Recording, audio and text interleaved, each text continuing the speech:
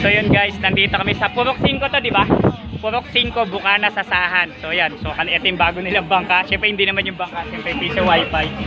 At ito siyempre yung kanilang tarpaulin, PC mo, gawa mo. Nelda Susi, sa mga taga Purok 5, Nelda Susi, piso wifi, no? Ito po.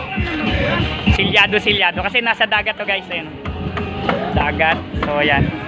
So sulit na sulit yung kanilang piso wifi. Panalong panalo sa mga taga Purok 5. Dahil na kayo dito lang to sa may breakwater, no, malapit sa may sandbar ng Bukana, Sasahan. Ito yung kanilang bangka, yung bangka ni na Ate Susi yan. So panalong panalo. So marunong ka na ate, kaya na. Ganun lang kung ilan yung quantity na gagawin mong voucher, ganun lang din.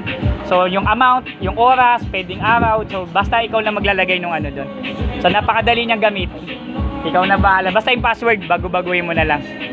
So yun, so okay. Maraming salamat po ate, maraming salamat. Babay na po tayo. Maraming salamat po. PC mo gawa mo. Don't forget to subscribe. Maraming salamat po. Kita-kita tayo mamaya sa silang.